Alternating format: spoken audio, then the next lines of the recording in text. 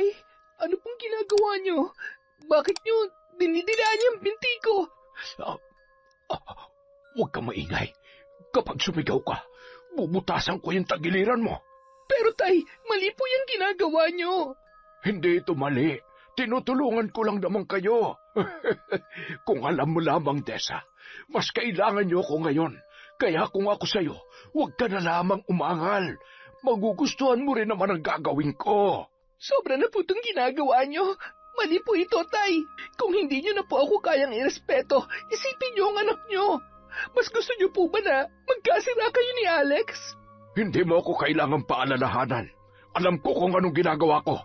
At maniwala ka, hindi magagalit ang asawa mo. Ano pong ibig niyong sabihin? Mas mabuti nang hindi mo alam. Masasaktan ka lang. Pero huwag ka mag-alala. Iingatan naman kita. Dadahan-dahanin ko lang dahil alam kong inosente ka pa. Tatanggalin ko na tong pang-itas mo, ha? Huwag kang gagalaw kung hindi. Anong sinabi niyo? Permiso? Mga demonyo kayo! Napakasama niyo! Taon 2004. Quezon. Mula nang ikasal si Desa sa 5 taon niya ng kasintahan na si Alex ay nagpasya ito na doon na lamang sila tumira sa bahay ng mga magulang ng lalaki. Kasama nila roon ang 58 anyos nitong ama na si Lito at ang ina nito na nakaratay na lamang sa higaan mula ng ma-stroke. Maganda naman ang pagtanggap ng biyanan kay Desa, kaya hindi siya nahirapang pakisamahan ang matanda. Ang nanay naman ng kanyang asawa, bagamat hindi niya ito nakakausap, ay mukhang gustong-gusto rin naman siya para sa nag-iisa nilang anak. Dating nagtatrabaho sa restaurant si Desa, waitress siya doon. Ngunit na magsama na sila ni Alex ay pinahinto na siya ng lalaki sa kanyang pagtatrabaho. Hindi raw magtatagal ay magiging padre de pamilya na ang kanyang nobyo, kaya mas gusto nito na sa bahay na lamang siya. Prinsesa siya kung ituring ni Alex, kaya tumagal ang kanilang relasyon. Pamilya rin ng lalaki ang gumastos para sa kanilang kasal. Simple lang yon dahil hindi pa nila kaya ang magarbong kasal. Isa pa ay kakaunti rin lamang ang kanilang mga inimbita. Bago pa man sila tumira sa bahay ng biyanan, ay nangupahan muna sila sa bayan para malapit pa rin sa trabaho. Ngunit nang sila ay ikasal, si Lito na mismo ang nangumbinsi sa kanya na doon na lang sila tumira sa bahay ng mga magulang ng lalaki para madali silang makapag-ipon ng pampatayo nila ng sariling bahay. Pumayag naman si Desa dahil mas praktikal naman yon para sa kanilang mag-asawa. Isa pa, gusto rin niyang mapalapit sa mga magulang nito dahil matagal na rin siyang hindi nakakaranas ng presensya ng mga magulang. Pagdating pa lamang niya roon ay mainit na ang pagtanggap sa kanya ni Lito. Kung paano siya itrato ng asawa niya ay ganoon din ang ipinakita nito sa kanya, kaya naisip niya na mapapabuti nga siya sa pananatili roon. Dahil panggabi ang trabaho ni Alex, sila lamang ng biyanan niyang lalaki ang naiiwan doon tuwing gabi. Sa umaga naman ay halos maghapong tulog ang kanyang asawa, kaya halos hindi na rin sila gaanong nakakapag-usap. Ang tanging kakwentuhan niya lamang ay si Lito, kaya madaling napalapit ang loob niya sa matanda. Mang Lito, ako na pong bahalang maghanda ng pagkain. Kayo na po ang nagluto Nakakahiya naman po kung uupo na lamang ako rito. Ano ka ba, Desa? Tatay na rin ang itawag mo sa akin. Para ka namang ibang tao kung Manlito pa rin ang itatawag mo sa akin. Asawa ka na ni Alex, kaya parang anak na rin kita. Kung papayag ka nga, ay anak na rin ang itatawag ko sa iyo. Sige po, Tay. Kung yan po ang gusto ninyo. Yan, ganyan nga. O siya, maupo ka na para makakain na tayo. Salamat po sa pagluluto nyo ng hapunan, Tay. Sa susunod, ako naman po ang magluluto para makatikim naman po kayo ng lutong Kapampangan. Ay, sus, ayos lang naman kahit hindi ka magluto. Pero gusto ko rin matikman ang luto ng iba. Sa tagal na kasi naming magkasama rito ng misis ko ay ako lagi ang nasa kusina. Yun din po bang dahilan kaya siya na-inlove sa inyo ng sobra? Ano pa nga ba? O eto, tignan mo to para malaman mo na nagsasabi ako ng totoo. Masarap nga po, Tay. Naku, kung kayo po pala yung palagi magluluto, sigurado na tataba ako rito. Mas mabuti na yung tumaba ka kaysa naman yung mangayayat ka. Kaya kumain ka ng kumain dyan. Sa susunod, ipapatikim ko naman sa iyo ang paboritong ulam ni Mrs., yung ginataang santol. Talaga po? Paborito ko rin po yun eh. Si Alex po yung una nagpatikim sa akin nun. Ayaw-ayaw pa nga ako nung una dahil naasiman ako pero masarap po pala talaga paggata. Mabuti naman at nagustuhan mo. Ako nagluto nun. Pinagdala ko lang siya. Sabi ko ipatikim niya sa nobya niya. Nako, tataba ka nga talaga rito kapag napadalas ang pagluluto ko. Hayaan mo, bukas ng tanghali, yun ang lulutuin kong ulam. Pero sa hapunan po ako naman ha. Baka po kasi masyado na akong ma-spoil dito eh. Huwag mong isipin yun. Isipin mo na lang, anak din kita. Ginagawa ko rin naman to kay Alex nung dito pa siya umuwi. Kaya po pala makatatay talaga siya. Oo, sanggandikit kami mag-ama. Tingnan mo naman mula itsura, sa karisma, nakuha niya lahat. Ang hindi niya lang nakuha ay yung galing ko sa pagluluto. Nako, hindi po ako kokontra dyan. Nung minsan pinagprito ko siya ng isda, halos hindi na po namin makain. Nagkandalasog-lasog na nga eh. Medyo sunog pa. Pero nagpapasalamat naman po ako dahil sinusubukan niya talaga. Abay, bagay nga talaga kayong dalawa. Siya nga pala, kailan niyo ba kami balak bigyan ng apo? Excited na kami ni Mrs. Kahit hindi na siya nakakakilos ay gusto pa rin naman niyang makita ang magiging apo namin sa inyo. Hindi pa po kasi namin napag-uusapan ng tungkol dyan, Tay. Bakit hindi pa kasal naman na kayong dalawa? Hindi na kayong mga bata. Kayang-kaya niyo nang maging magulang.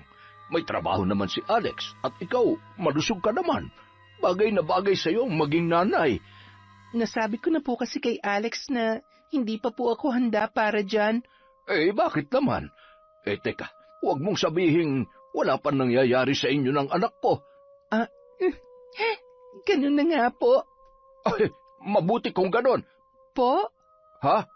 Ang ibig kong sabihin, mabuti kung ganon dahil ang anak ko palang makakauna sa iyo kung sakali.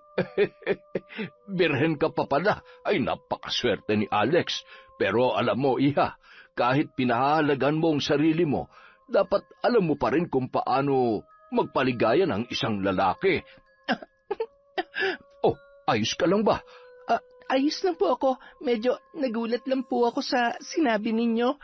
Jesus, bakit ka pa magugulat? Hindi ka naman na bata. Nasa tamang edad na kayo ng anak ko.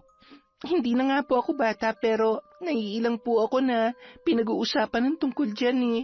Siguro po, pag-uusapan na lang namin ni Alex sa susunod kapag meron na po kaming plano. Nakakatuwa talaga kayo. Nung panahon namin, hindi na namin pinag-uusapan yan.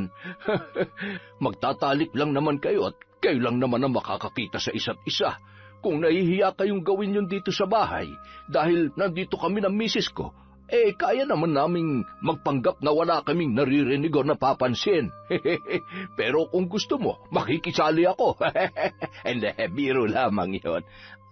Hindi po yata magandang biro yon, Tay.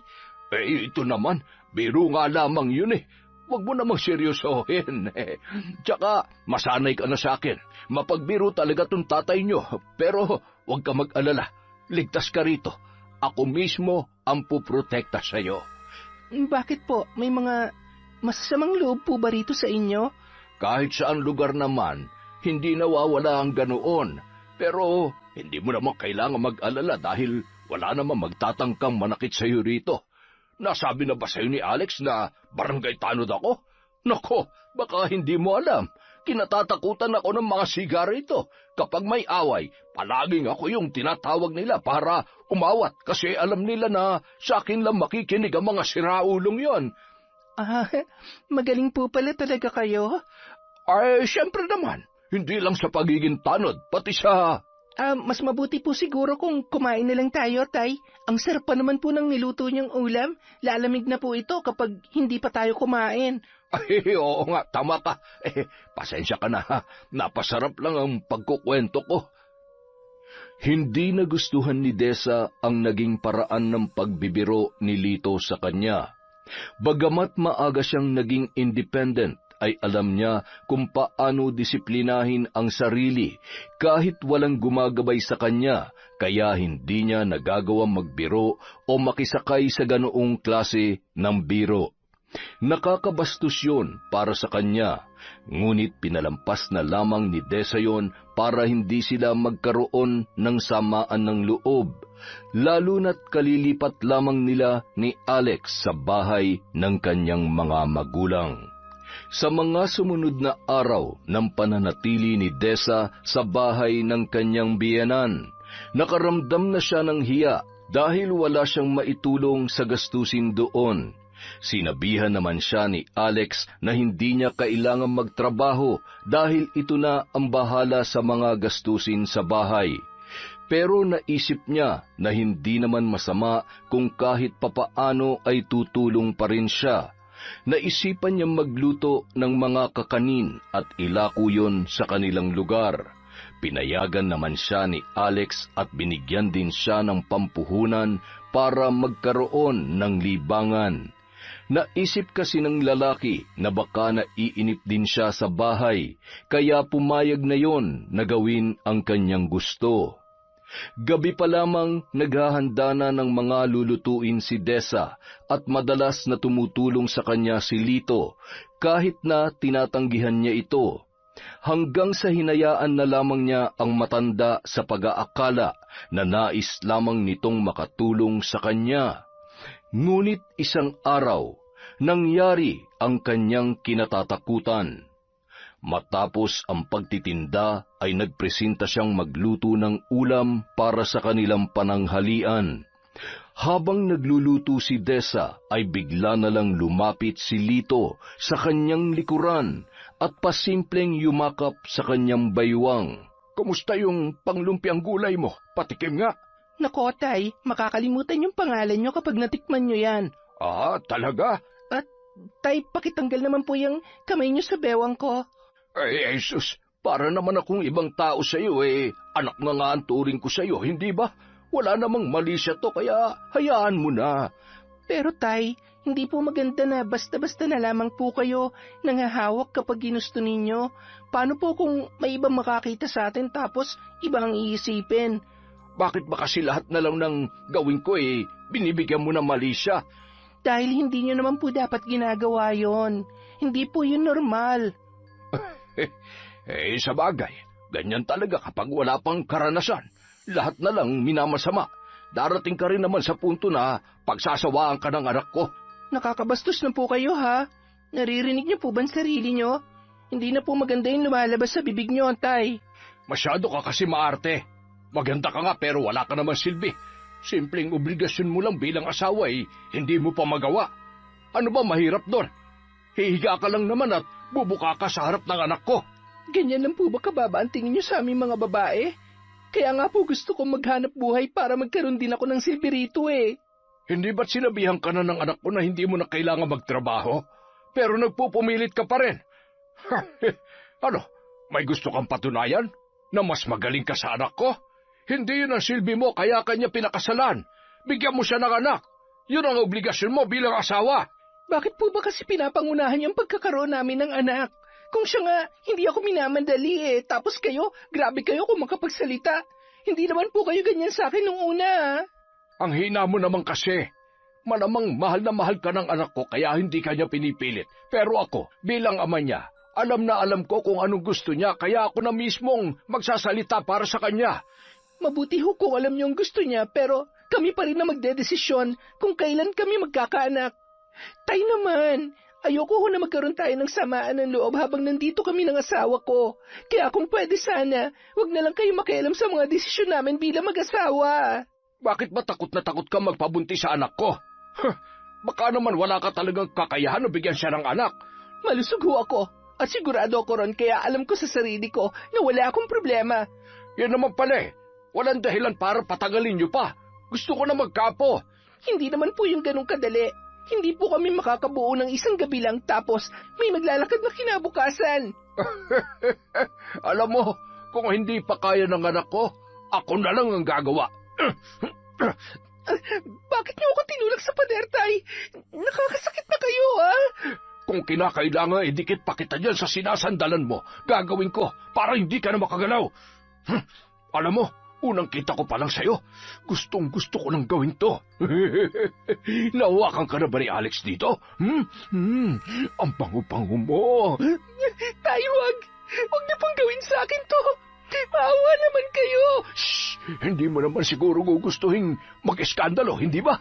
Ano na lang ang sasabihin ng mga kapitbahay natin kapag narinig ka nila sumisigaw? Kahit sabihin mo na may ginagawa ako sa'yo, hindi ka nila paniniwalaan. Ako mas kilala nila at sa akin sila mas maniniwala. Kaya para hindi yun mangyari, hayaan mo na lamang akong hawakan ka ng ganito. Ang kinis-kinis mo talaga. Tay, wag po. Isipin niyo naman po si Alex. Asawa ko po ang anak ninyo. Huwag niyo pong gawin sa akin to. Huwag kang mag-alala. Mabilis lamang to, Desa. Tay, maawa po kayo. Ang mabuti pa tumalikod ka. Tao po? Tao po? Anak ng wisit na babaeng yun ah. Ngayon pa talaga. Hoy, Lito, alam kong nandyan ka sa loob. Lumabas ka dyan. Ay, ikaw, dito ka lang. Huwag kang lalabas. At kapag dumating mamaya si Alex, huwag ka magsusumbong sa kanya. Kung hindi, malilintikan kayong dalawa sa akin. Opo, hindi po ako magsusumbong, Tay. Lito, ano ba? Ano na naman bang ipinuputok ng butsi mo, Pule? Halos araw-araw ka na lang nambubulahaw, ah. Ako pa talaga? Kung hindi niyo ako binibigyan ng problema, hindi kayo mabubulahaw sa pagsigaw ko. Hindi ka na talaga naubusan ng problema. Ano na naman ba yon? Hindi talaga mauubos ang problema ko hanggat hindi nyo inaayos ang pagkakatali ng mga alaga nyong kambing. Tingnan nyo yung mga halaman ko. Ginawang tanghalian ang mga alaga nyo. Buisit! Sa susunod na makita ko mga yan sa bakuran ko, ipapatubos ko na yan sa inyo. Ang dami mo satsat. Lasan ba at huhulihin ko? Gamitin mo yung mga mata mo na makita mo hinahanap mo. Leche! Kung ayaw mo sabihin, may bahala ka. Sana iubusin ng mga alaga kong kambing yung mga halaman mo na manigas ka sa galit. Ang kapal na mukha mo. Naturingan ka pa namang tanod pero ikaw pa yung nagbibigay ng problema rito. Aba, mahiya ka naman, Lito. Kung di mo kaya mahiya sa amin dahil palagi ka naming nakikita, kahit doon na lang sa bisita mo. Balita ko dyan na nakatira yung anak mo at yung asawa niya. Kaya pakitaan mo naman ng magandang asal. Hindi yung lantaran mong ipinapakita yung nakakahiya mong pag-uugali. Hoy, tumahimik ka nga. Kapag hindi ako nakapagtimpi, tatahiin ko yung bibig mong chismosa ka. Ay, sige, gawin mo. Buwisit ka. Ikaw ang buwisit. Lihim na nagpasalamat si Desa sa pagdating ng kapitbahay na si Aling Pule dahil hindi natuloy ang masamang balak ni Lito sa kanya. Gayunpaman, diring-diri siya sa ginawa nitong pangmamolestya sa kanya. Bagamat naiwasan ang mas malala pang pangyayari, hindi naman siya nakaligtas sa matinding pagnanasa ng kanyang biyanan. Ilang beses siyang naligo sa pagbabaka sakaling mawawala ang pandidiring nararamdaman niya nung naglalakbay ang mga kamay ng matanda sa maseselang bahagi ng kanyang katawan. Ngunit sadyang hindi ganoon kadali na mawala yun sa isipan ni Desa. Dahil sa takot na hiwalayan ni Alex na masyadong malapit sa ama, ay inilihim na lamang ni Desa ang nangyari. Kahit anong paliwanag pa ang kanyang gawin, siguradong hindi siya papaboran ng kanyang asawa. Sinubukan niyang iwasan na lamang si Lito sa pag-aakalang yun ang magiging solusyon sa kanyang problema. Inaagahan na lamang niya ang pagluluto at umaalis na rin kaagad ng bahay. Sinasadya niyang tagalan ang paglalako ng paninda para hindi makasama ang matandang biyanan. Magandang umaga po, Aling Pule. Baka gusto niyo pong bumili ng puto. 30 piso lamang po. Ay, talaga? Ang mura naman ng paninda mo. Sulit na yung 10 piso ko rito. Ang lalaki ng puto. Hindi ka ba nalulugi rito, Ineng? Hindi naman po. Naku, ang galing mo naman. Ay, teka, pabili ako. Halagang 20 pesos. Sige po, salamat po ha. Kayo po kasi yung unang customer ko. Mukhang suswertehin po ako ngayon dahil sa inyo.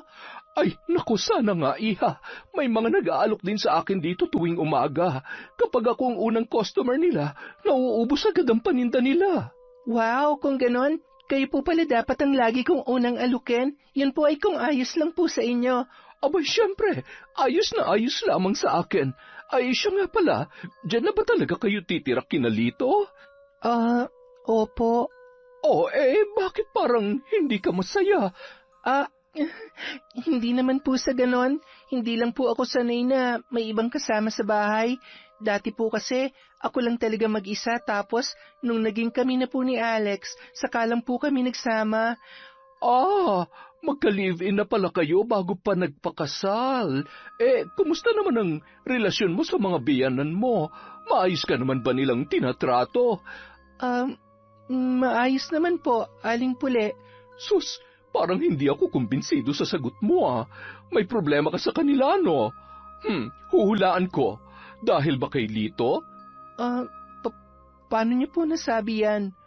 Ay, nako, Ineng. Hindi naman sa tinatakot kita pero hindi kasi talaga maganda ang kutob ko sa lalaking yon. Tuwing may bagong salta rito, lalo na kapag dalaga at tulad mo na may itsura. Sus, grabe kung makatingin niyang si Lito. Kulang na lamang ay hubaran niya sa mga titig niya. Kung nakakabuntis nga lang ang mga mata ay marami na yang nabiktima. Isa pa, suki yan dun sa biraho sa bayan. Marami na siyang binastos doon. Kung alam mo lamang, marami nang nagrereklamo sa kanya. Ay, ewan ko ba naman dyan kay Alex at naisipan pang dyan kapatirahin sa bahay nila. Maayos naman ang trabaho niya. Kayang-kaya niyo namang mangupahan muna. Bakit natahimik ka dyan? Wala po. May naisip lamang po ako.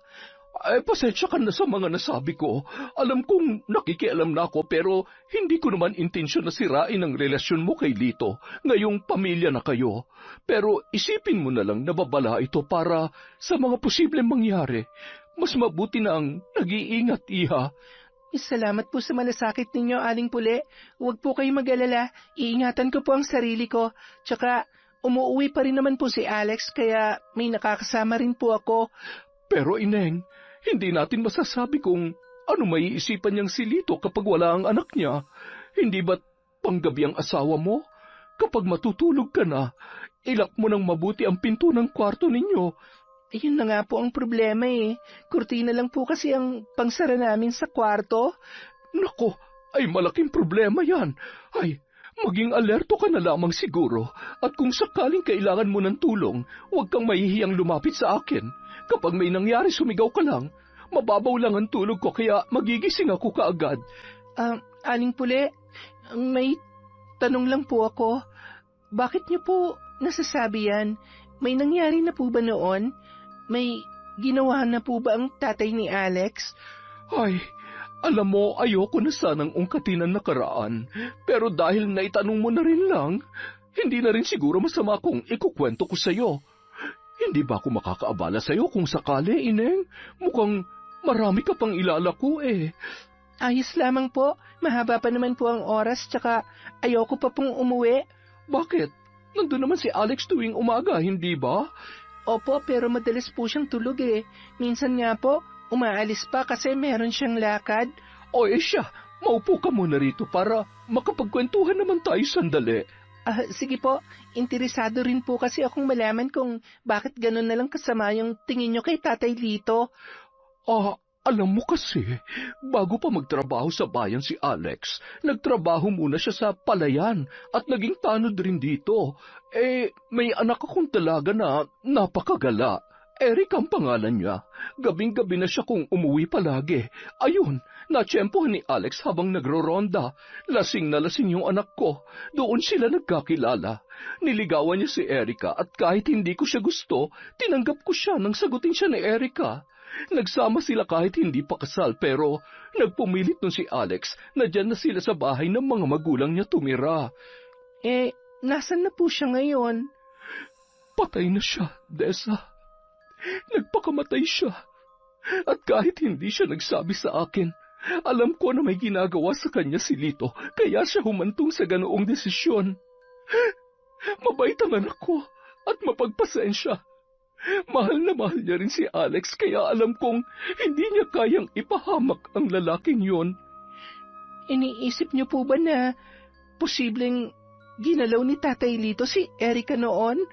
Oo, at alam kong hindi malayong mangyayari din yun sa'yo, kaya mag-iingat ka sa kanya. Kahit ngayon palang kita nakausap, nararamdaman kong mabuti kang tao. Sana hindi maging dahilan yun para hayaan mong pagsamantalahan niya ang kahinaan mo. Lumaban ka sa kanya kung kinakailangan, iha. Naging laman ng isip ni Dessa ang mga sinabing yon ni Aling Pule. Buong akala niya ay nag-iisa lang sa buhay ang matanda. Isa pa, masama ang pagpapakilala rito ni Lito dahil sa pagiging reklamador sa mga kapitbahay. Kaya nang sabihin nito ang tungkol sa anak na si Erica ay muli na naman siyang napaisip. Sa hindi malamang dahilan, nakaramdam siya ng takot para sa kanyang sarili. Dahil doon, sinubukan niyang kausapin si Alex na mangupahan na lamang muna, ngunit hindi umubra sa asawa ang kanyang ideya. Sa kabila ng kanyang mga nalaman, pinigilan pa rin niya ang sariling magkwento kay Aling Pule tungkol sa pambabastos na ginawa sa kanya ni Lito at ang lihim na pagnanasa ng kanyang biyanan. Pinili niyang hindi yun ikwento dahil batid niyang magiging malaking kasiraan yun sa pamilya ng kanyang asawa. Akala ni Dessa, makakaligtas na siya sa masamang balak ni Lito dahil sa pag-iwas niya sa matanda. Ngunit isang gabi, nagising na lamang siya nang maramdamang tila may mainit na bagay na dumadampi sa kanyang mga binti. Hindi siya gumalaw nung una sa pag-aakalang panaginip lang yun, ngunit nang imulat niya ang kanyang mga mata, tumambad sa kanya ang matandang biyanan na nakadapa sa may paanan ng kama. Tay, ano pong ginagawa niyo? Bakit niyo dinidilaan ang binti ko? Huwag ka maingay. Kapag sumigaw ka, bubutasan ko yung tagiliran mo. Pero tay, mali po itong ginagawa niyo. Hindi ito mali. Tinutulungan ko lang naman kayo. Kung alam mo lang, Dessa, mas kailangan niyo ako ngayon. Kaya kung ako sa'yo, huwag ka na lamang umangal. Magugustuhan mo rin naman ang gagawin ko. Sobra na po itong ginagawa niyo. Maling-mali po ito, tay. Kung hindi niyo na po ako kayang irespeto, isipin niyo naman po yung anak ninyo. Mas gusto niyo po ba na magkasira kayo ni Alex? Hindi mo ako kailangang palalahanan. Alam ko kung anong ginagawa ko. At maniwala ka, hindi magagalit ang asawa mo. Ano pong ibig niyong sabihin? Mas mabuti nang hindi mo alam. Masasaktan ka lang. Pero huwag kang mag-alala. Iingatan naman kita. Dadahan-dahanin ko lang dahil alam kong inosente ka pa. Tatanggalin ko na tong pang-itaas mo, ha? Huwag kang gagalaw kung hindi. Napakawalang hiya niyo. Hayop! Aray ko! Ikaw ang walang hiya! Ang sakit nun, ha! Umalis kayo sa panang ko! Kung hindi sisigaw ako! Tingnan natin kung makakasigaw ka pa! Napakasama mo! Akala ko pa naman, mabuti ka nga dahil masyadong mataas ang tingin sa inyo ni Alex. Pero sagad pala sa buto ang kademonyohan ninyo. Oo, demonyo na akong demonyo, pero hindi ko ito gagawin kung walang permisyon ng anak ko. Anong sinasabi niyo? Anong permiso? Kita mo na, gulat na gulat ka. Mukhang hindi mo pa nga lubos na kilala ang lalaking pinakasalan mo, Dessa. Mga demonyo kayo! Napakasama niyo! Hindi ba nasabi sa'yo ni Alex? Gustong-gusto niya magkaanak pero wala siyang kakayahan para gawin yon. Baog ang anak ko at hindi ikaw ang unang babae na nalagay sa posisyon mo ngayon. Hindi rin ba kinuwento sa'yo ni Alex yung kinakasama niya noon? Ako ang bumuntis sa kanya para magkaroon kami ng apo. Ang kaso nga lang, tanga siya dahil hindi niya kinaya. Siya na mismo ang tumapo sa buhay niya. Napakasama niyo! Hayop! Tumigil ka na! Gusto mo bang tapusin na kita ngayon, ha? Nakakarami ka ng buwisit ka! Kung may natitira pa kayong awa para sa akin, hindi niyo itutuloy ang balak niyo. Awa? Ano ako, baliw? Nakahain na ang pagkain, tatalikuran ko pa. Hindi ako isa't kalahating baliw gaya ng akala mo. Kaya kahit ano pang pagmamakaawa at panlalaban ang gawin mo, wala ka na magagawa pa. Kailangan ko magparami ng lahi at hindi ko na yun magagawa sa inutil kong asawa. Pero ikaw, kayang-kaya mo pang dali na magiging anak ko. Dapa! Ayoko! Ayaw mo? Sige, mas gusto mo palang pinahihirapan ka, ha? Tikman mo ngayon ang hugupit ng sinturong ko. Tingnan ko lamang kung hindi pa kita mapasunod sa gusto ko. Tama na po, Tay. Tigilan niyo na po ito, parang awa niyo na. Bakit naman ako makikinig sa'yo, ha? Nagsisimula pa lamang ako. Magbabayad kayo sa ginagawa niyo sa akin. Sisiguraduhin ko yon. Napakasama ninyo.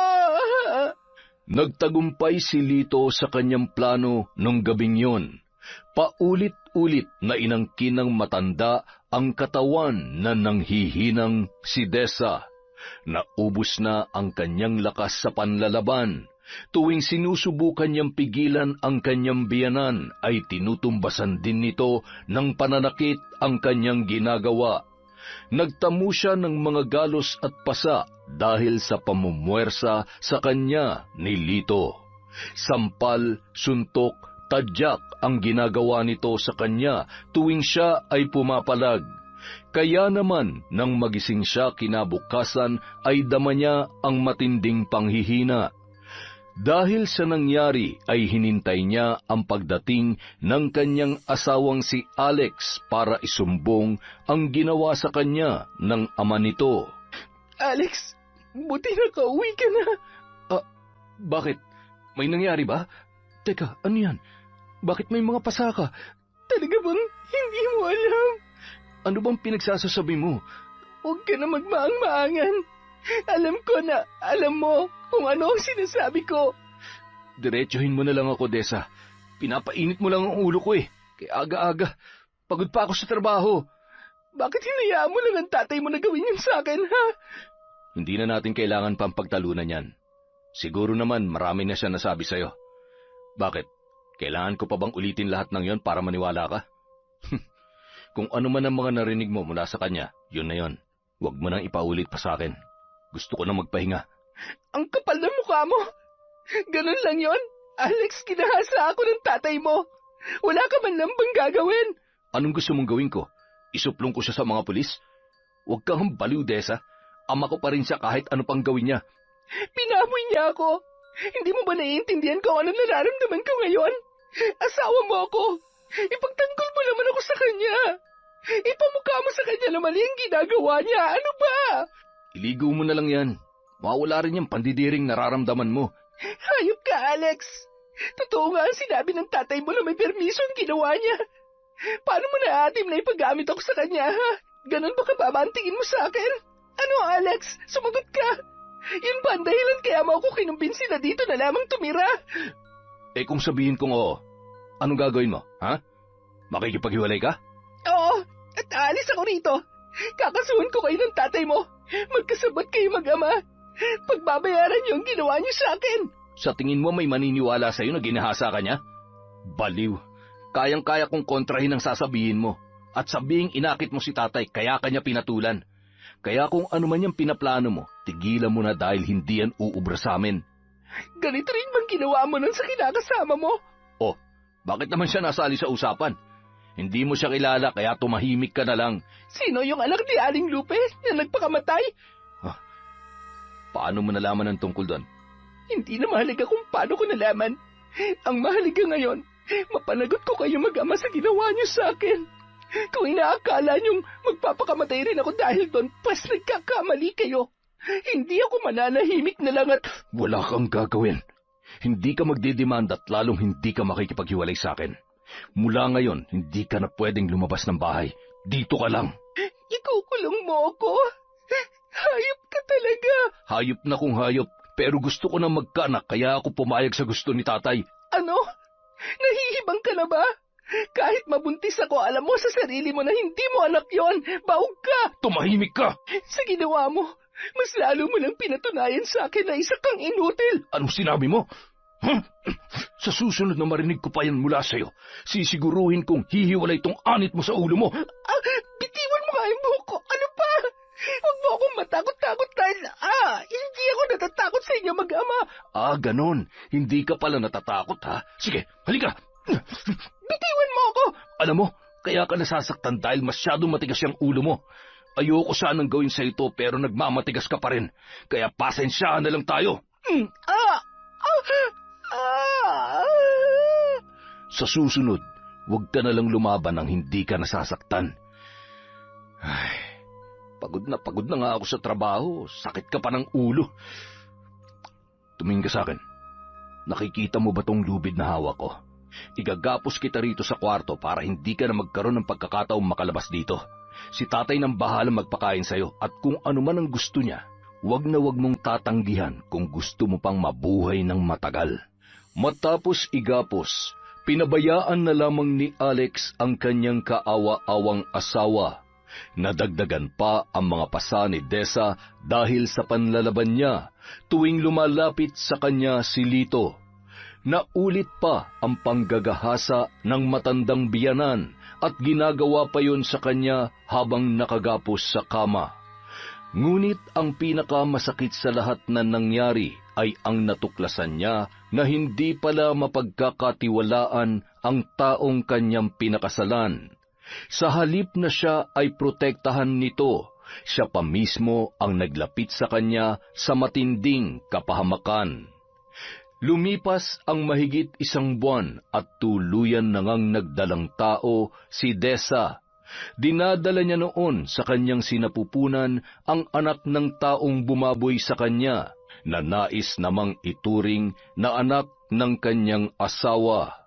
Pakiramdam niya noon ay para lamang siyang isang hayop na inanakan at yun lamang ang kanyang pakinabang. Hindi na siya muli pang nakalabas ng bahay, lalo na nang lumaki na ang kanyang tiyan. Ngunit noong 4 na buwan na siyang buntis, muli na naman siyang nakaranas ng matinding pang-aabuso. Sa pagkakataong yon ay mas malala pa ang kanyang pinagdaanan. Pinagtulungan siya ng mag-amang Lito at Alex. Halos ikamatay niya na ang kababuyang ginawa ng mga yon sa kanya. Dahil doon, nakunan si Desa. Namatay ang sanggol na nasa kanyang sinapupunan. Sa halip na kaawaan ay siya pa ang sinisi ni Lito sa pagkawala ng bata at nakaranas pa siya ng matinding pambubugbog bilang parusa sa nangyari. Halos ikamatay na ni Desa ang pananakit na yon ni Lito. Samantala, dahil nagsususpecha na ang kanilang kapitbahay na si Aling Lupe ay naalarma na rin ang mag-ama, kaya gumawa na ng paraan ang mga yon kung paano siya ididispatcha. Igapos mo na yan. Bilisan mo. Kailangan na natin mailabas ang katawan niya habang wala pa mga tao sa labas. Sigurado po ba kayong wala ng pag-alagala ng ganitong oras, Tay? Baka nakakalimutan mong barangay tanod ako rito. Alam ko kung kailan wala ng pag-alagala pa sa labas, kaya sigurado kong wala na makakakita sa atin. Saan ba natin dadalhin si Desa? Buhay pa siya, Tay. Di sa lugar kung saan siya maaaring mamatay. Alam mo naman siguro kung saan ang bahay ng kinatatakutang mambabarang dito, hindi ba? Doon natin siya dadalhin. Yung sinasabi nilang may lahi ring aswang? Oo, anak. Sariwa pa ang dugo ni Desa nang makunan siya, kaya sigurado kong hindi siya makakaligtas sa matandang yon. Sa ganun paraan, hindi na natin siya kakailanganin pampatayin dahil may iba nang gagawa noon para sa atin. Iba ka talagang mag-isip, Tay. Kaya bilib na bilib ako sa iyo eh. Basta huwag ka lang magpapatalo sa konsensya mo, ha? Dahil kapag pinairal mo ang emosyon mo, lalo na sa ganitong pagkakataon, ikaw rin mismong magpapahamak sa sarili mo. Ay, teka, umamin ka nga. Nagdadalawang isip ka ba sa gagawin natin? Hindi po, Tay. Tsaka wala naman akong magagawa kung kailangan na nating i-dispatch si Desa. Sayang nga eh. Mahal ko pa naman siya, pero nung sinabi niyang isusuplong niya kayo sa pulis, bigla nagpantig yung tenga ko. Hindi ko kayang ipahamak kayo, Tay. Kaya tama lang yan sa kanya. Pasalamat na lang siya dahil kahit papano naawa pa tayo sa kanya at hindi natin siya dito pinatay. Tama. Kung mamamatay man siya sa kamay ng mambabarang na yon, posibleng hindi niya namamalayan. Pabor pa sa kanya pag nagkataon. At kapag may naghanap sa kanya, alam mo na kung sino ituturo at ididiin natin. Kahit walang ebidensya, siguradong maniniwala sa atin dahil para sa mga taga rito, salot ang mambabarang na yon. Kung ganun bilisan na po natin, Tay. Igapos mo na mabuti at busalan mo ang bibig niya para hindi makasigaw. Oh, kunin mo itong sako. Kasyang-kasya si Desa rito. Pakihawak na lang po, Tay, para maipasok ko itong katawan niya sa sako. Ayan, kasyang-kasya naman pala eh. Magmumukha lang tayong may dalang basura nito. Oh, ikaw ang bumuhat dyan. Magmamasid-masid na lang ako sa paligid, ha? O siya, halika na. Hindi tayo pwedeng mag-aksaya ng oras. Tay, tulungan niyo muna ako. Hindi ko to kayang ipasa na mag-isa sa balikat ko. Ang bigat eh. O siya, sige. Bumaba ka ng konti para maipasan ko to sa'yo. Ang bigat nga talaga nito, ha? O ako nang mauna. Titingnan ko muna kung may tao sa labas. Sige ho, Tay. Oh, ayan, pwede ka nang lumabas.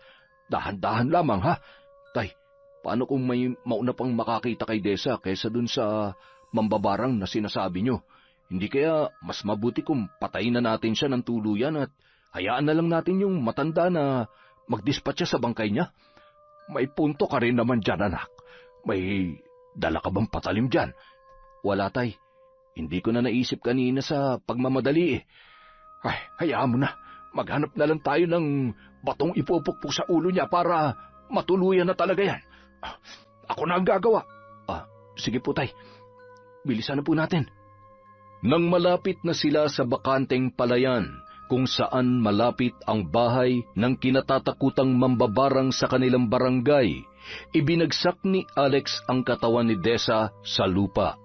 Naghanap naman ng bato si Lito para sana ipupukpok sa ulo ng babae, ngunit habang naghahanap ang matanda ay biglang natigilan ang mag-ama nang makarinig sila ng kaluskos sa di kalayuan. Dahil madilim, hindi nila agad na aninag kung ano yon. Ngunit maya-maya lamang unti-unti nang luminaw ang kanilang nakikita. Kaagad na napaatras ang dalawa. Kitang-kita ang pamumutla ng mag-ama habang nakatitig sa kanila ang malaking aso na animoy handa silang atakihin anumang oras. Sa takot ni Lito, nauna pa itong kumaripas ng takbo papalayo kesa sa anak niya na si Alex. Naiwan naman ang katawan ni Desa sa natutuyong lupa sa palayan nang wala pa ring malay. Tumayo sa tabi ng sako ang aso at saka yun inamoy-amoy. Ilang sandali pa ay nagpakawala ito ng sunod-sunod na alulong, tanda na may isang buhay na nawala ng gabing yon. Nang makalayo ang mag-ama, sakalang noon lumabas ng bahay si Felicia. Nakaagaw pansin sa kanya ang sakong dala ng isang lalaki. Hindi niya alam kung ano ang laman noon, ngunit inutusan niya ang alagang aso na lumabas para takutin ang mga ito. Nang masigurong wala ng tao sa paligid, naglakad ang matanda papalapit sa iniwang sako sa bakanteng palayan. May naririnig siyang tibok at mahinang paghinga ng isang babae, kahit ilang hakbang pa ang layo noon sa kanya. At nang tuluyan ng mabuksan ang sako, na puno ng pagkabahala ang kanyang muka nang makita ang babaeng duguan sa loob nito. Napagtanto ni Felicia na naging biktima ng pang-aabuso ang babaeng kanyang nasagip. Halos buong katawan nito ay puno ng galos at pasa. Ngunit ang pinaka-nakaagaw ng kanyang atensyon ay ang dugo sa pagitan ng mga hita. Mukhang nakunan ang babae. Hindi niya mapigilang makaramdam ng awa dahil hindi yun nalalayo sa pinagdaanan niya noong bago pa man siya maging isang mambabarang.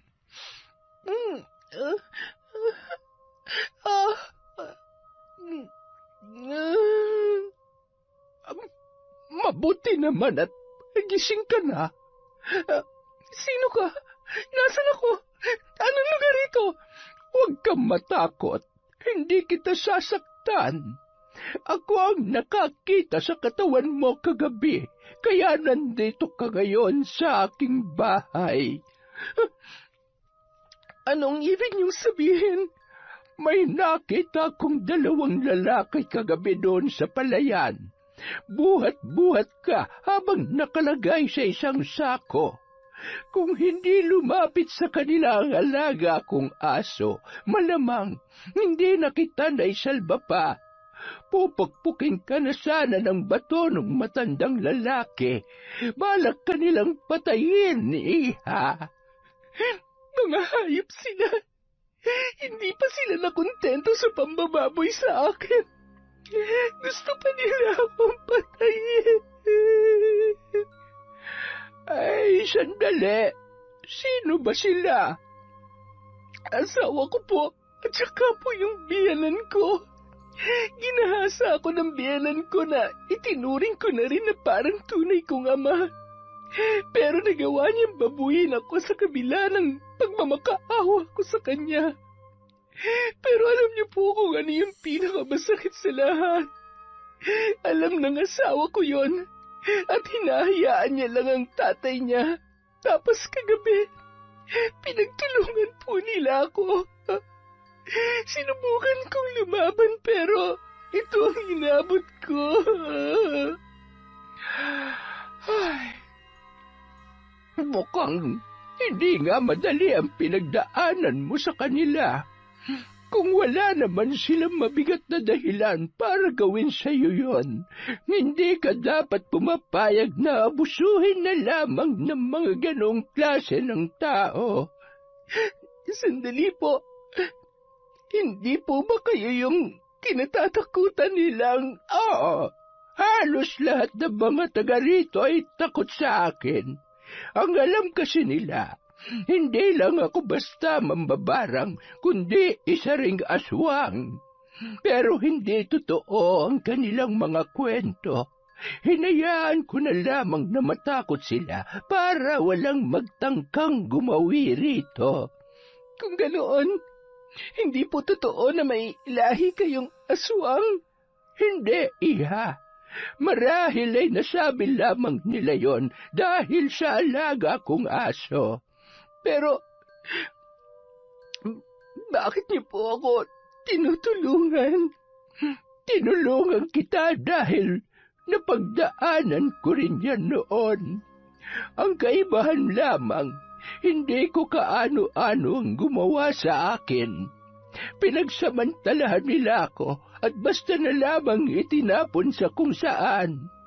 May matanda ring tumulong sa akin noon. Kinupkup niya ako hanggang sa nalaman ko na kabilang siya sa isang grupo na gumagamit ng itim na mahika. Kaya nilang mangkulam at mambarang. Kayang-kaya nilang pumatay gamit ang itim na kapangyarihan. Tinuruan nila ako hanggang sa maging kabilang na rin ako sa kanilang grupo. May tribo kami noon sa bundok, pero may isang grupo ng kalalakihang pumunta roon para sunugin lahat ng aming tahanan. Ang tingin nila sa amin ay mga salot at nagdadala lamang ng kamalasan sa mga nakatira sa ibaba ng bundok. Kaya po ba napadpad kayo dito? Oo, matagal na akong naninirahan dito at matagal ko na rin pinoprotektahan ang sarili ko gamit ang itim na mahika. Ngayon, tatanungin kita, gusto mo bang makaganti sa lumapastangan sa pagkatao mo? Opo, gusto kong magbayad sila mag-ama sa mga ginawa nila sa akin. Tulungan niyo po ako, Manang. Parang awa niyo na po. Hindi mo kailangang magmakaawa. Batid ko kung gaano katindi ang puot at galit dyan sa loob mo ngayon. Kaya makakaasa ka na tutulungan kitang pagbayarin sila. Sa paanong paraan mo ba gustong makita ang kanilang paghihirap? Gusto ko silang gumapang sa hirap hanggang sa sila na mismo ang tatapa sa sarili nilang buhay. Gusto ko rin maramdaman nila ang sakit na naranasan ko habang sabay nila akong ginagahasa.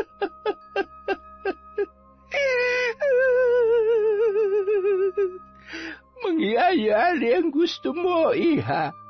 Ngunit kakailanganin ko ang dugo mo para simulan ang pagpapahirap sa kanila. Gawin niyo po ang lahat ng kailangan niyong gawin. Papayag po ako sa kahit na anong ipagawa ninyo, Manang. Basta maparusahan lamang po silang mag-ama.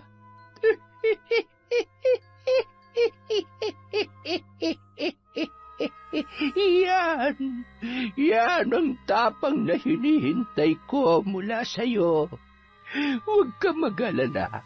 Sa gagawin ko sa kanila, hindi na nila magagawa pang muling lumigaya. Ay, teka, sandali. May kukunin ako. Heto. Ano po yan? Laman ng garapong ito ang mga alupihang ginagamit ko sa pambabarang. Mga alaga ko sila.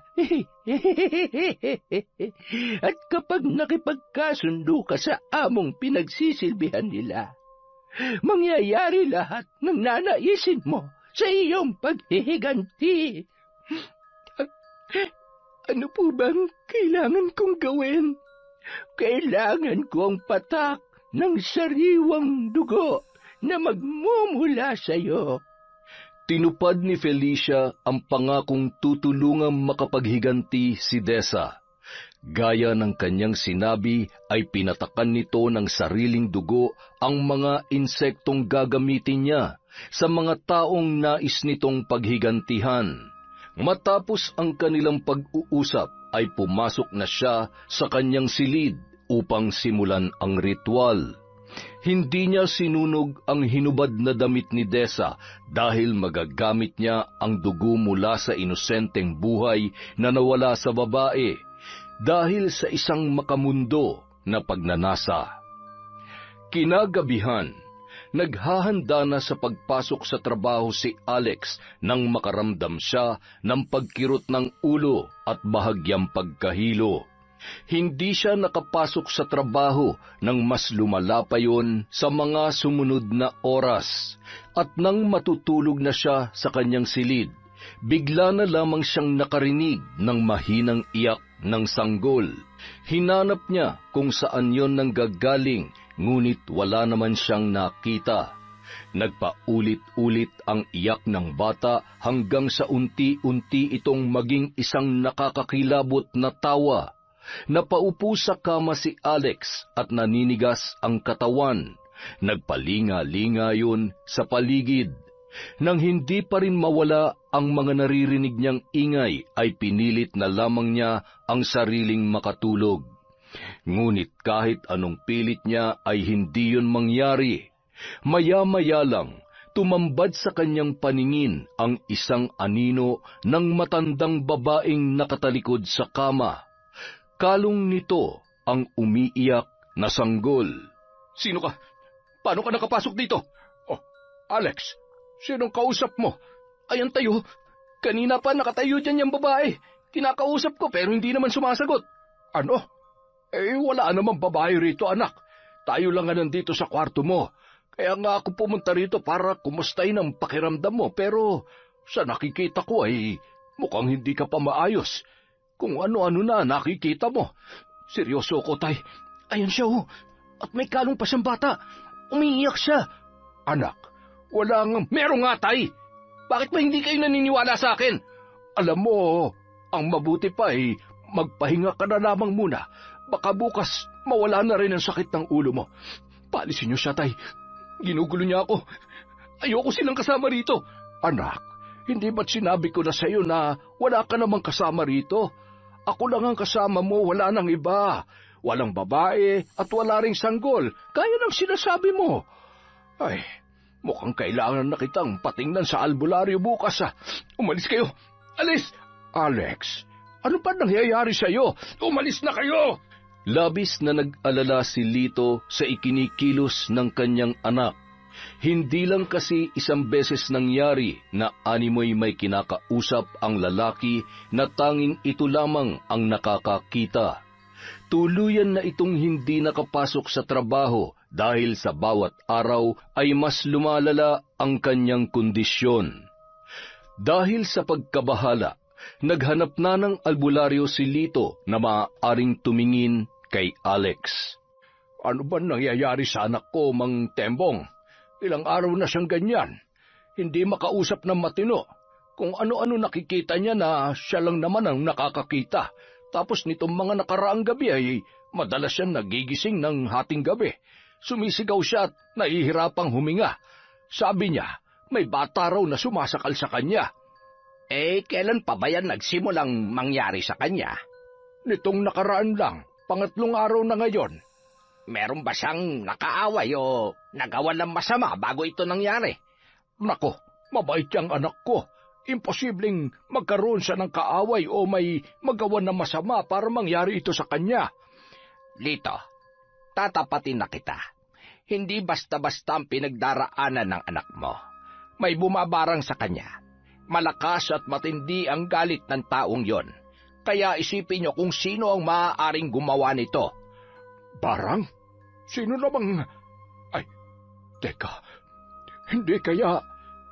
May naiisip ka bang maaaring magpabarang sa kanya? Wala. Lito, kung gusto mong maagapan ng maaari pang mangyari sa anak mo, kailangan mong magsabi ng totoo. Nasabi ko na sa inyo, walang nakaaway ang anak ko at wala rin akong kilala na galit sa kanya. Kung ganun, wala akong may tutulong sa inyo. Ay, teka, hindi nyo man lang ba aalamin kung sinong gumawa nito sa anak ko? Hindi ba't may kakayahan kayong ibalik ito sa gumagawa sa kanya? Pasensya ka na, Lito, pero alam ko may hindi ka pa sinasabi sa akin. At tiyak na makakahadlang yun sa panggagamot ko. Ngayon pa lamang ay pinapaalalahanan na kita. Simula pa lamang ito ng maaaring mangyari sa kanya. Anong ibig mong sabihin? May mas malala pang pwedeng mangyari sa anak ko? Oo, Lito. Kaya kung magsisinungaling ka pa rin sa akin, maaaring mawala sa iyo ang anak mo. Sa kabila ng naging paalala ng albularyong si Mang Tembong, mas pinili pa rin ni Lito na itago ang tunay na nangyari dahil batid niyang siya ang may kagagawan ng lahat. Wala siyang ibang naiisip na maaaring magpabarang kay Alex kundi ang asawa nitong si Desa. Hindi nila napatay ang babae kaya malaki ang posibilidad na nakaligtas ngayon. Ngunit ang malaking palaisipan sa kanya ay kung sino ang tumutulong sa kanyang manugang at kung bakit si Alex lamang ang ipinababarang nito, gayong higit siyang nagkasala kay Desa. Dahil tumanggi si Mang Tembong na gamutin si Alex ay walang nagbago sa kalagayan ng lalaki. Ngunit kinabukasan, nagulat na lamang si Lito nang may mapansing pagbabago sa kanyang katawan. Bahagyang umumbok ang kanyang tiyan at namaga ang kanyang pagkalalaki. Halos maluha si Lito nang subukan niyang umihi dahil wala namang lumalabas. Tuwing naglalakad din siya ay nararamdaman niya ang matinding kirot sa pagitan ng kanyang mga hita. Habang may dinaramdam, dumating pa ang isang trahedya sa pamilya ni Lito. Pumanaw na ang kanyang asawa. Binawian ito ng buhay habang natutulog. Ang hinala nila, bangungot ang kanyang ikinamatay. Dahil hindi makakilos, humingi siya ng tulong sa mga kaanak ng asawa para mag-asikaso sa burol nito hanggang sa pagpapalibing. Takang-taka naman ang mga ito nang makita ang kalagayan nilang mag-ama. Pare-pareho ng sinasabi ang kanilang mga bisita. May bumabarang daw sa kanila. At sa pagkakataong yun ay sigurado na siyang si Desa nga ang may kagagawan ng lahat. Unti-unti mo na silang sinisingil sa mga kasalanan nila sa iyo. Ano na nararamdaman mo ngayon? Masaya po ako na pinagbabayaran na nila ang mga nagawa nila. Hindi ka na ba talaga magpapakita sa kanila? Nabalitaan ko na namatay na ang biyanan mong babae.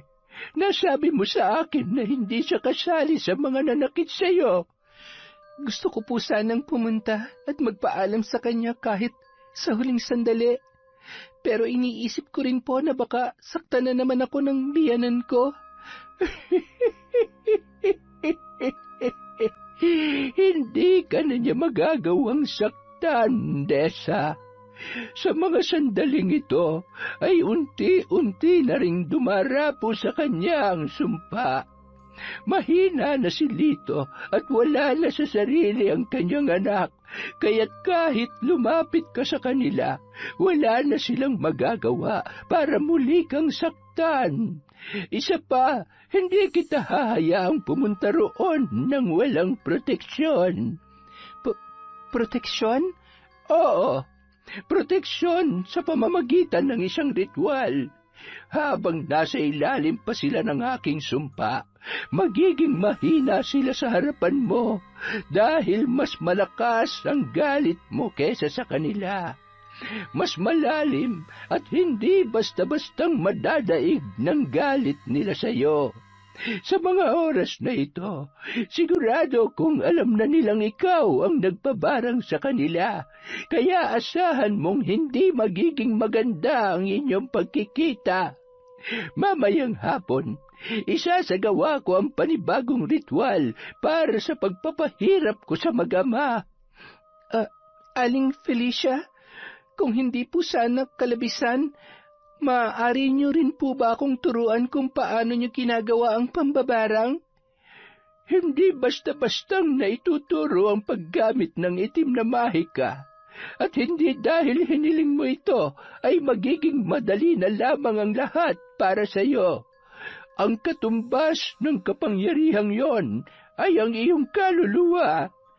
Handa po akong pagdaanan ng lahat, Aling Felicia. Kung kinakailangang isang lako ang kaluluwa ko, gagawin ko po. Mabuti kung ganon, ngunit kailangan mong maghintay. Oras na magdesisyon ka, wala na yung bawian. Hindi ka na makakawala. Handa ka ba? Buo na po ang loob ko, Aling Felicia. Matapos isagawa ang ritual, ay sa kanya lamang pinayagan si Desa na pumunta sa burol ng biyanan niyang babae na tanging nagpakita ng tunay na malasakit at pagtanggap sa kanya. Dahil hindi siya maaaring makilala ng mga kamag-anak ng asawa niya, ay nagtungo siya roon ng may saklob na itim na tela. Hinintay niyang mabawasan ang mga nakikipaglamay bago siya lumapit sa kabaong ng yumaong ginang.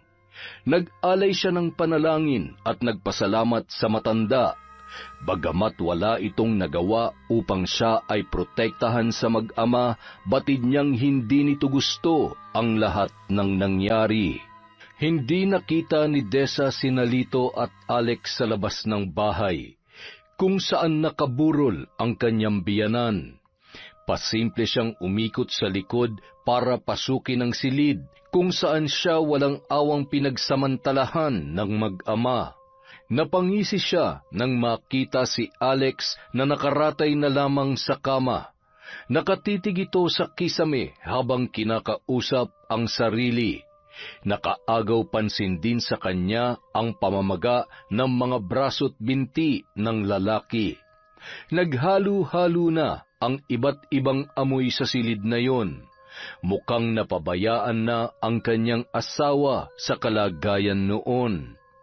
Nang magtungo siya sa kabilang silid, natagpuan niya naman si Lito na namimilipit sa sakit habang pinipilit na bumangon mula sa pagkakahiga sa kama. Nanlaki ang mga mata nito nang siya ay makita. Anong ginagawa mo rito? Hayop kang babae ka! Alam kong ikaw ang may kagagawan nito. Ako nga. Siguro naman ngayon, alam niyo na kung anong kayang gawin ng isang babaeng matapos niyong halayin at yurakan ng pagkatao ay magagawa niyo pang patayin. Hintayin mo ang pagganti ko sa'yo. Sisiguruhin kong babalik sa'yo ang lahat ng nararanasan namin ng anak ko. Kulang pa yan. Hindi ako titigil hanggat hindi kayo gumagapang ng anak mo sa hirap. Tigilan mo na yung kabaliwan mo, Desa.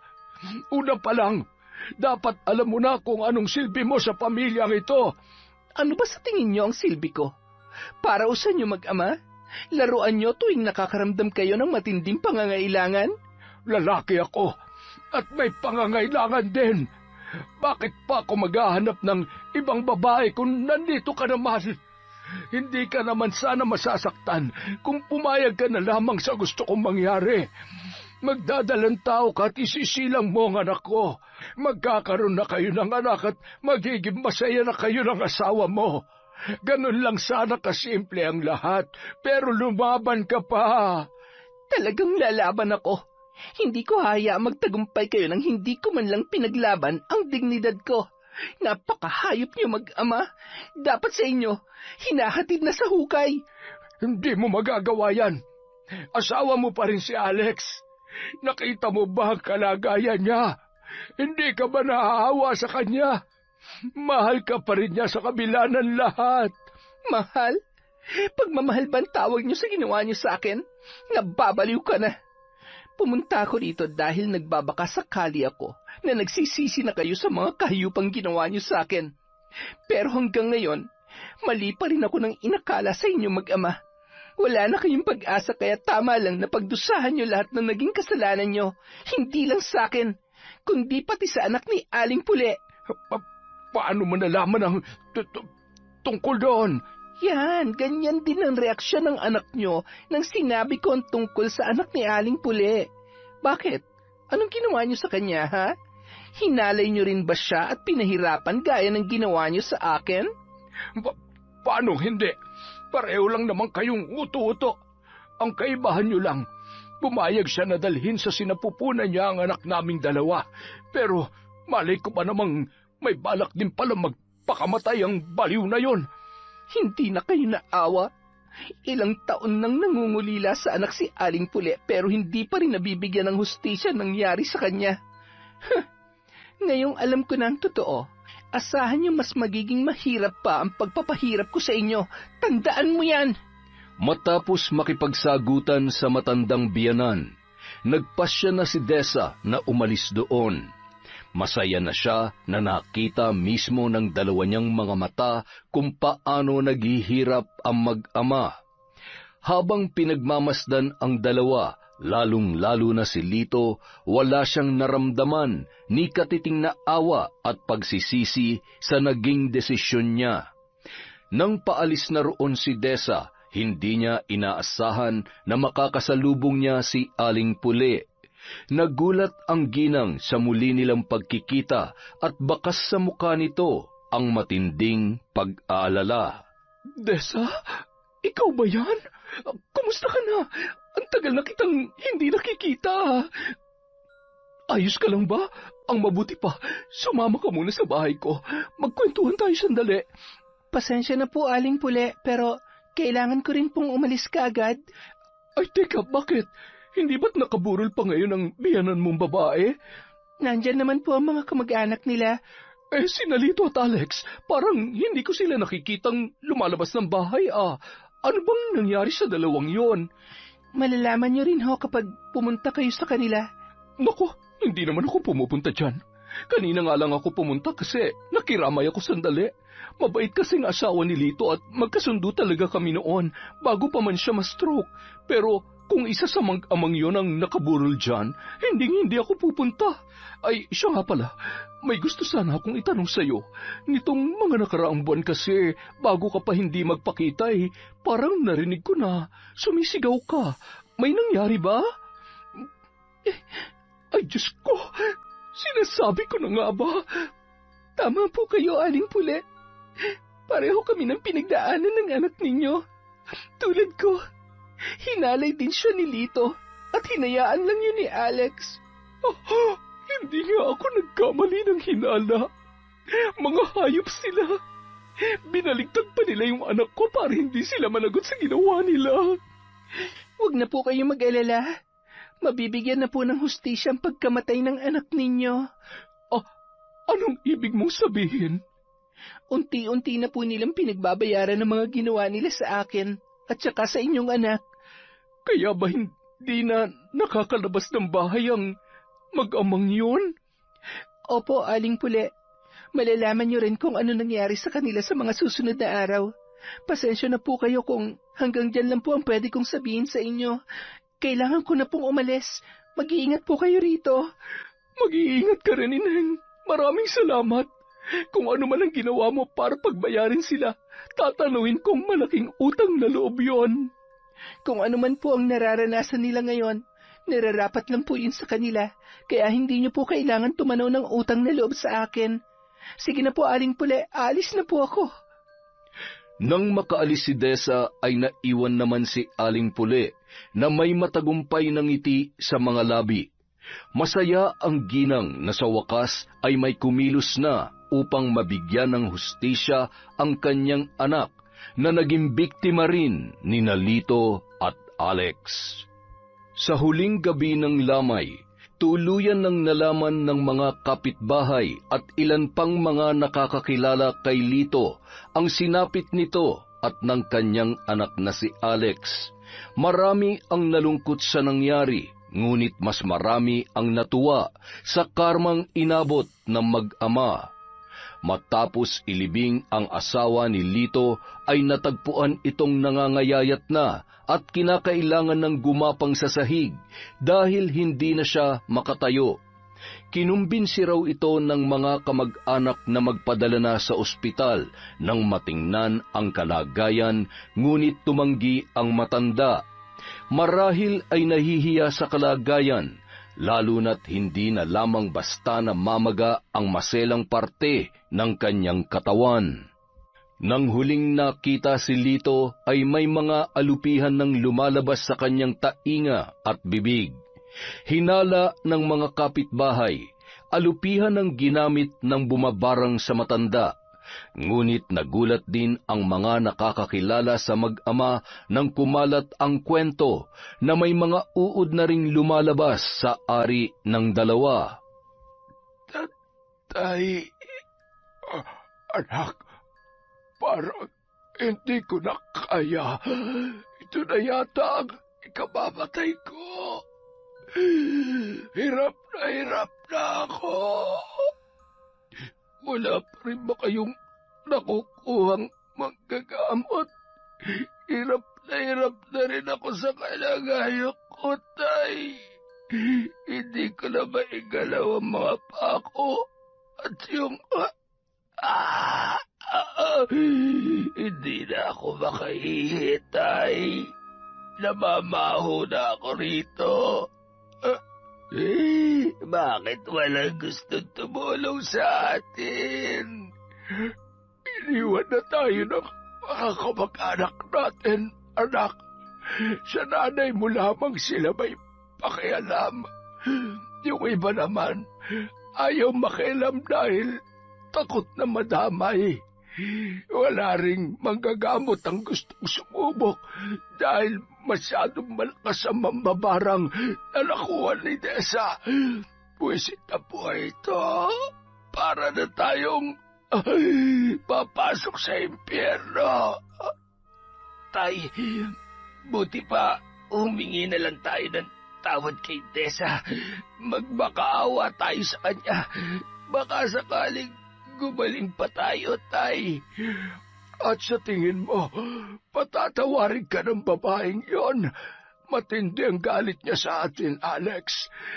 Kahit lumuhod ka pa at lumuha ng dugo, hindi niya na tayo patatawarin. Baka nakakalimutan mo ang ginawa mo sa kanya.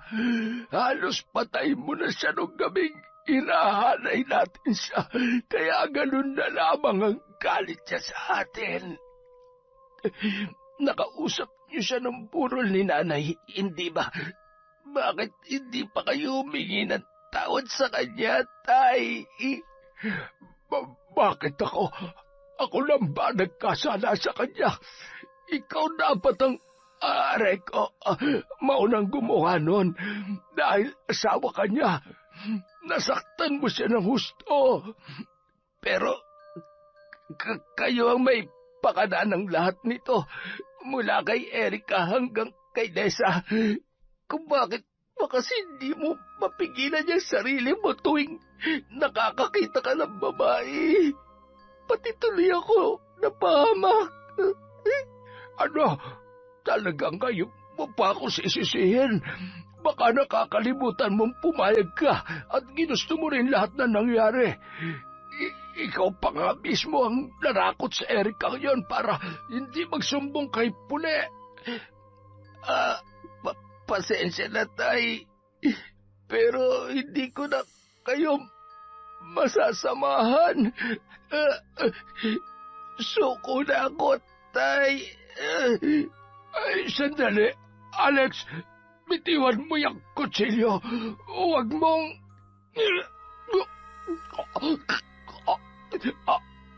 Alex, anong ginawa mo? Hindi mo kailangan tapusin ang buhay mo. Huwag mo namang gawin sa akin ito. Anak ka.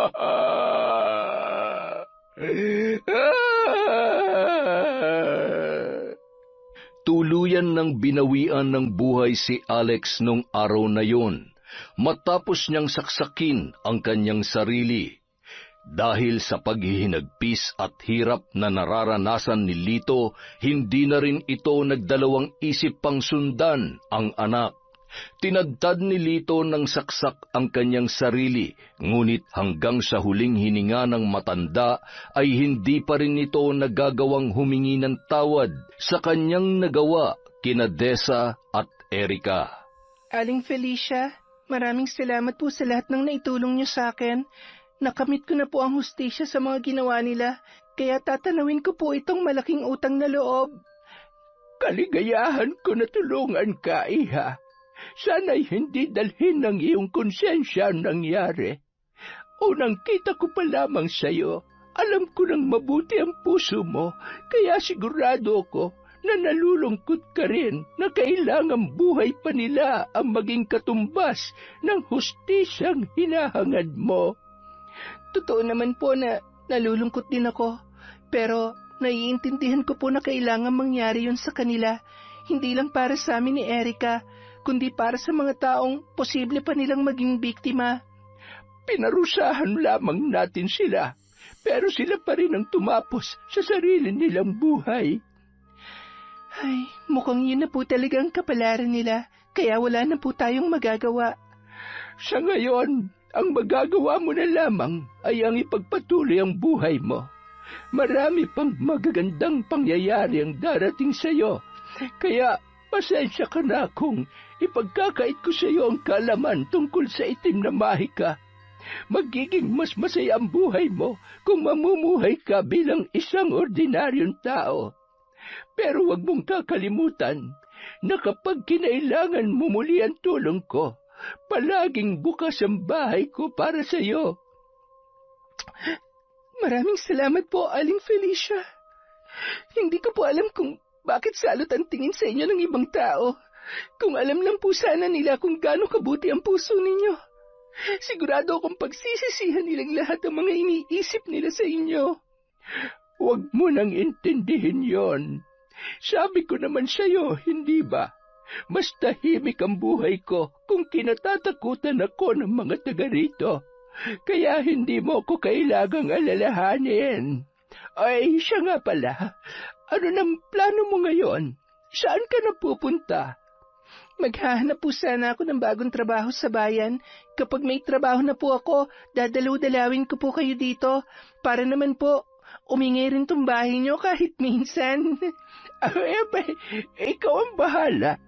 Kahit kailan, tanggap ka dito sa bahay ko. Labis ang pasasalamat ni Dessa kay Aling Felicia sa ginawa nitong pagtulong sa kanya, kahit na hindi naman sila magkadugo o magkakilala.